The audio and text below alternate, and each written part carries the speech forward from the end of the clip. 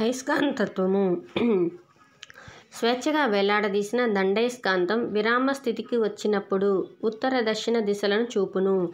దండయస్కాంతం సూచించే దిశ భూమిపైనున్న ఏ రెండు వేర్వేరు ప్రాంతాల వద్ద ఒకే విధంగా ఉండదు. దండయస్కాంతం సూచించే దిశ భూమిపై ఉన్న ఏ రెండు వేర్వేరు ప్రాంతాల వద్ద ఒకే విధంగా ఉండదు. భూమి ఒక పెద్ద అయస్కాంతము. దండయస్కాంతం యొక్క ఉత్తర ధ్రువము భౌగోళిక దక్షిణ ధ్రువం వైపు ఉంటుంది. దండయస్కాంతం యొక్క దక్షిణ ధ్రువము భౌగోళిక ఉత్తర ధ్రువం వైపు ఉంటుంది.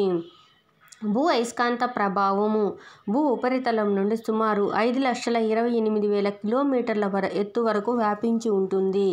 భూ అయస్కాంత ప్రభావం భూ ఉపరితలం నుంచి సుమారు 5,28,000 కిలోమీటర్ల ఎత్తు వరకు వ్యాపించి ఉంటుంది. భూమి యొక్క అయస్కాంత క్షేత్రం గురించిన అవగాహనను భూ అయస్కాంతత్వం అంటారు. భూ అయస్కాంతం యొక్క ఉత్తర దక్షిణ ధ్రువాలను కలిపే సరళ రేఖనే భూ అయస్కాంత అక్షము అంటారు. భూ అయస్కాంతం యొక్క ఉత్తర దక్షిణ ధ్రువాలను కలిపే సరళ రేఖనే భూ అయస్కాంత అక్షము అంటారు. భౌగోళిక ఉత్తర దక్షిణ ధ్రువాలను కలిపే సరళ రేఖను భౌగోళిక అక్షం అంటారు. అయస్కాంత అక్షం మరియు భౌగోళిక అక్షం రెండూ ఒకదానితో మరొకటి ఏకీభవించవు. అయస్కాంత అక్షం మరియు భౌగోళిక అక్షం రెండూ ఒకదానితో మరొకటి ఏకీభవించవు. అయస్కాంతాన్ని ఆవరించి అంతరంలో ఎంతవరకు దాని ప్రభావం ఉంటుందో దాన్నే అయస్కాంత క్షేత్రం అంటారు. అయస్కాంతాన్ని ఆవరించిన అంతరాళంలో ఎంతవరకు దాని ప్రభావం ఉంటుందో దాన్నే అయస్కాంత క్షేత్రం అంటారు. అయస్కాంత క్షేత్రంలో ఒక బిందువు వద్ద ప్రమాణ ధ్రువంపై ఎంత బలం ఉంటుందో దానినే ఆ బిందువు వద్ద అయస్కాంత క్షేత్ర తీవ్రత అంటారు. అయస్కాంత క్షేత్రంలో ఒక బిందువు వద్ద ప్రమాణ ధ్రువంపై ఎంత బలం ఉంటుందో దానినే ఆ బిందువు వద్ద అయస్కాంత ప్రేరణ క్షేత్ర తీవ్రత అంటారు. సాధారణంగా అయస్కాంత ప్రేరణ క్షేత్ర తీవ్రతను B అక్షరంతో సూచిస్తారు. సాధారణంగా అయస్కాంత ప్రేరణ క్షేత్ర తీవ్రతను B అక్షరంతో సూచిస్తారు. అయస్కాంత క్షేత్రం అయస్కాంతానికి అన్ని దిశల్లో వ్యాపించి ఉంటుంది. అయస్కాంత క్షేత్రం అయస్కాంతానికి అన్ని దిశల్లో వ్యాపించి ఉంటుంది. ఒక దండయస్కాంతాన్ని ఇనుప రజనలో దొర్లించిన ఇనుప రజన ఆ దండయస్కాంతానికి అన్ని వైపులా అంటుకొనును. అయస్కాంత క్షేత్రంలో అతి దగ్గరగా ఉన్న రెండు బిందువులను కలిపే ఒక సరళ రేఖ అక్కడ అయస్కాంత బలరేఖను సూచిస్తుంది. ఒక ప్రమాణ వైశాల్యంలో ఉన్న అయస్కాంత బలరేఖల సంఖ్య ఆ స్థలంలోని అయస్కాంత క్షేత్ర తీవ్రతకి అనులోమానుపాతంలో ఉంటుంది. ఒక ప్రమాణ వైశాల్యంలో ఉన్న అయస్కాంత బలరేఖల సంఖ్య ఆ స్థలంలోని అయస్కాంత క్షేత్ర తీవ్రతకు అనులోమానుపాతంలో ఉంటుంది. ఒక ప్రమాణ ఘనపరిమాణ మధ్యచ్ఛేదానికి లంబంగా ఉండే అయస్కాంత బలరేఖల సంఖ్యనే అయస్కాంత అభివాహం అంటారు. ఒక ప్రమాణ ఘనపరిమాణ మధ్యచ్ఛేదానికి లంబంగా ఉండే అయస్కాంత బలరేఖల సంఖ్యనే అయస్కాంత అభివాహం అంటారు. ఒక ప్రదేశంలోని భూ అయస్కాంత క్షేత్రాన్ని నిర్ణయించే రాశులనే భూ అయస్కాంత మూలరాశులు అంటారు. ఒక ప్రదేశంలోని భూ అయస్కాంత క్షేత్రాన్ని నిర్ణయించే రాశులనే భూ అయస్కాంత మూలరాశులు అంటారు. దిక్పాతం, అవపాతం, క్షితిజాంశాలను భూ అయస్కాంత మూలరాశులు అంటారు. భూ అయస్కాంతత్వం భూ అయస్కాంత క్షేత్రం గురించిన అవగాహన. భూ అయస్కాంతత్వం భూ అయస్కాంత క్షేత్రం గురించిన అవగాహన. అయస్కాంతం చుట్టూ అయస్కాంత క్షేత్రము ద్విమితీయము. ఒక ప్రదేశంలో భూగోళ మరియు అయస్కాంత యామోత్తర రేఖల మధ్య కోణాన్నే దిక్పాతం అంటారు. ఒక ప్రదేశం యొక్క దిక్పాతం కనుగొనుటలో సౌర గడియారం ఉపయోగిస్తారు. ఒక ప్రదేశంలోని భూగోళ మరియు అయస్కాంత యామోత్తర రేఖల మధ్య కోణాన్నే దిక్పాతం అంటారు. ఒక ప్రదేశం యొక్క దిక్పాతాన్ని కనుగొనడానికి సౌర గడియారాన్ని ఉపయోగిస్తారు.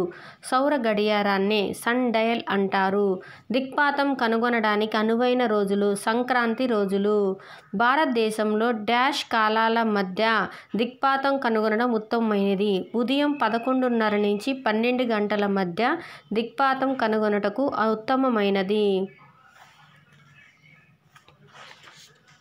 దిక్పాతంకి సన్ డయలు, అవపాతానికి అవపాత సూచి లేదా నతి.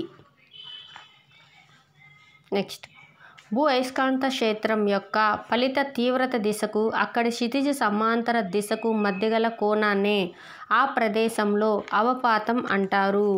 ఇందాక దేని గురించి చెప్పుకున్నాం? దిక్పాతం. దిక్పాతం అంటే ఏంటంటే ఒక ప్రదేశంలో భూగోళ మరియు అయస్కాంత యామోత్తర రేఖల మధ్య కోణాన్ని దిక్పాతం అన్నారు.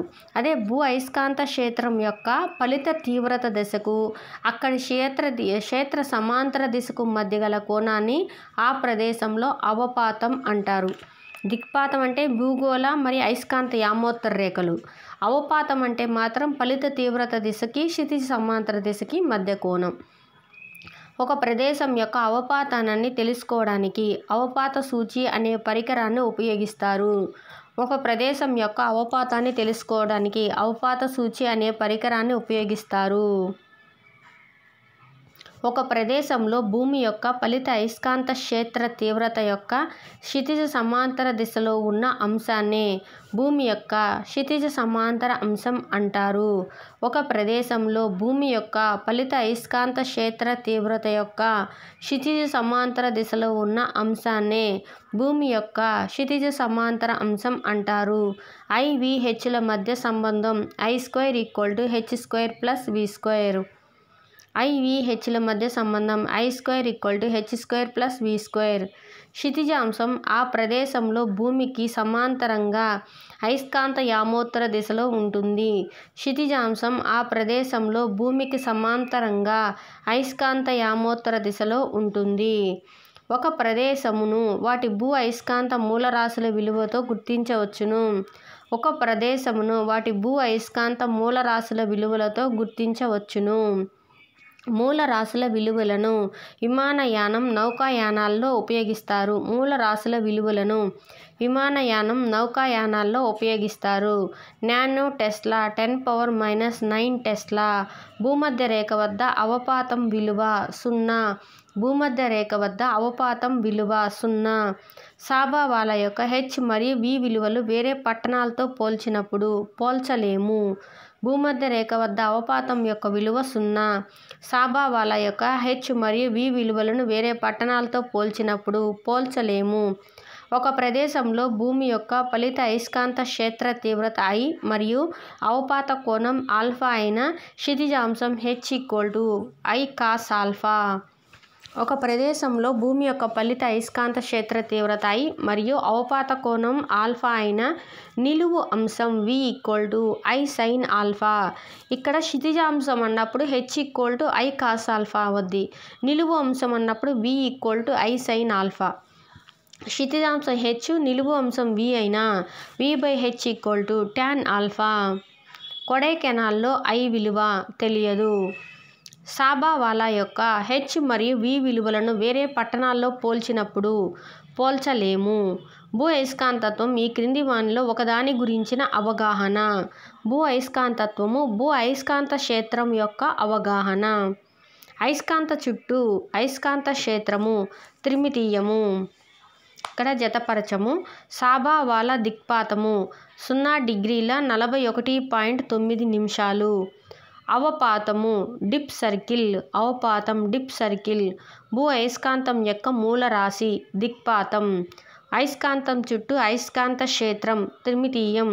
సాధారణంగా దిక్పాతం కనుగొను రోజులు సంక్రాంతి రోజులు. సాధారణంగా దిక్పాతం కనుగొను రోజులు సంక్రాంతి రోజులు.